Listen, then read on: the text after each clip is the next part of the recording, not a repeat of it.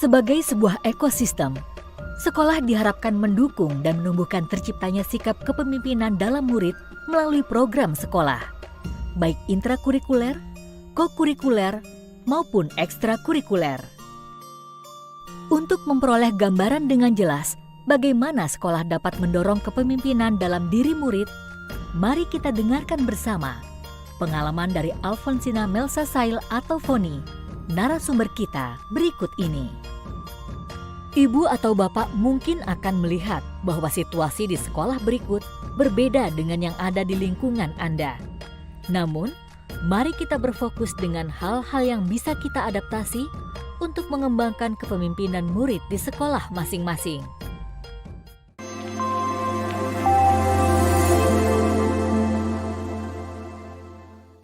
Nama saya Alfonsina Melsasail atau bisa dipanggil Foni. Saya lahir dan dibesarkan di sebuah desa kecil yang berada di Kepulauan Tanimbar, Maluku. Selepas SD, saya mendapat dorongan dari guru-guru program Indonesia Mengajar untuk melanjutkan pendidikan di Pulau Jawa. Hingga akhirnya, di masa SMA, saya bersekolah di Sanggar Anak Alam Yogyakarta. Dan disinilah banyak terjadi proses pembelajaran yang mengubah sudut pandang saya dalam merespon sesuatu. Salam adalah sekolah yang berbasis riset, yang mana pada saat kami masuk sekolah, kami didorong dan difasilitasi untuk dapat menentukan sendiri topik riset kami sesuai dengan keinginan kami setiap semesternya. Ada 3 tahap dalam proses kami meriset, yaitu yang pertama perencanaan, pencarian dan pengolahan data, serta yang ketiga presentasi akhir semester. Kami juga mencari narasumber dan melakukan wawancara sendiri untuk keperluan riset kami.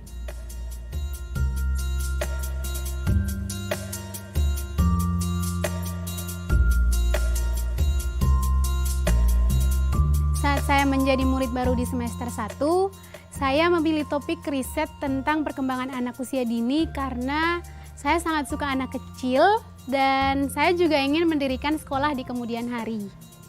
Setelah itu, saya mencari data dengan membaca referensi tentang perkembangan anak usia dini, melakukan observasi dan wawancara narasumber yang sudah saya tentukan. Hasil dari pencarian data ini saya kemas dalam bentuk PowerPoint dan saya presentasikan di akhir semester. Dengan pola riset seperti ini, saya merasa lebih objektif karena semua hal berbasis observasi sehingga data yang diperoleh itu valid. Pengalaman riset ini ternyata membuat saya lebih peka dalam mengamati dan melihat kondisi sekitar saya. Liburan sekolah 2018 lalu, saya pulang ke desa dan saat itu saya melihat banyak sarjana yang menganggur dan tidak tahu mau mengerjakan apa. Hal ini membuat saya merasa resah dan prihatin.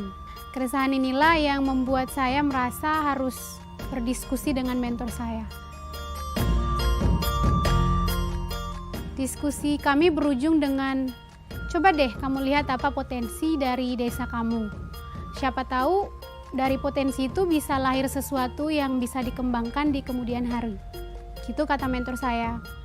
Akhirnya dari keresahan dan hasil diskusi dengan mentor inilah yang menjadi dasar saya meriset tentang minyak kelapa dan produk turunan dari kelapa.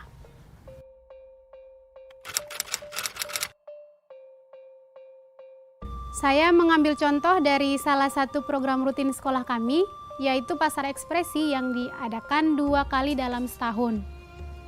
Dimulai dari perencanaan sampai pelaksanaan yang terlibat adalah seluruh warga Salam. Ada siswa, fasilitator, hingga orang tua.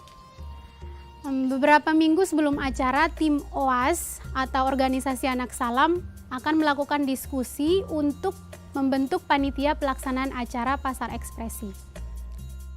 Waktu itu saya berpartisipasi dalam pasar ekspresi sebagai bendahara. Tugasnya memastikan semua pengeluaran dan pemasukan tercatat rapih di buku. Selain itu, ada beberapa hal yang harus saya pastikan berjalan lancar juga, misalnya penjualan kupon dan pemasukan dari penagihan pajak atau sewa tempat para penjual.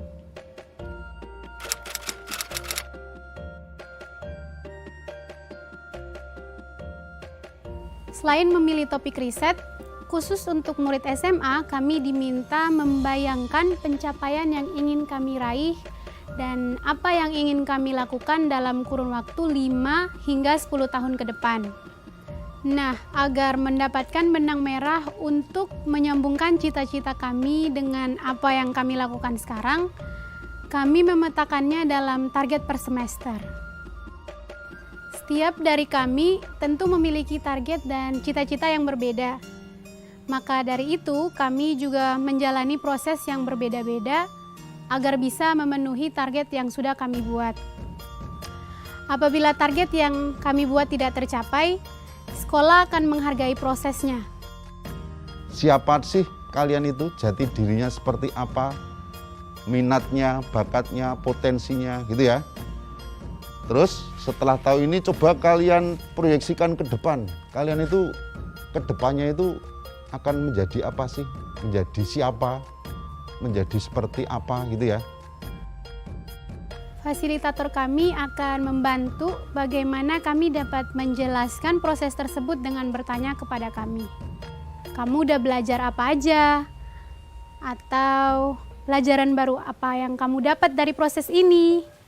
Atau biasanya muncul pertanyaan, kamu puas atau tidak sih dengan target yang kamu set tahun ini?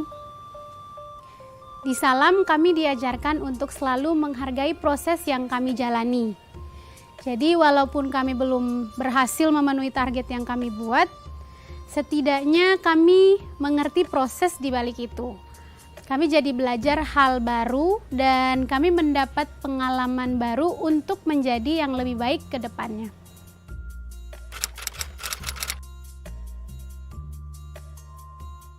Seperti yang saya ceritakan dari awal tadi, saya memiliki target yang harus saya capai. Walaupun dari pihak Salam tidak meminta dan mengharuskan saya berhasil dalam mencapai target yang saya buat, saya tetap merasa harus bertanggung jawab dengan target dan pencapaian saya apapun hasilnya. Ternyata semua yang saya alami di sekolah ini dampaknya terasa hingga sekarang. Bahkan ketika saya sudah lulus. Dari kisah ini, kita dapat mengetahui bahwa pengalaman belajar yang kita desain saat ini dapat membawa dampak hingga murid dewasa, termasuk dalam pengembangan budi pekerti murid. Karena itu, siogianya sekolah dapat memfasilitasi terciptanya lingkungan belajar yang mendorong munculnya sikap kepemimpinan dalam diri murid, sehingga tujuan pendidikan sebagaimana Ki Hajar Dewantara sampaikan dapat tercapai, yaitu menuntun segala kodrat yang ada pada anak-anak agar mereka dapat mencapai keselamatan dan kebahagiaan yang setinggi-tingginya, baik sebagai manusia maupun sebagai anggota masyarakat.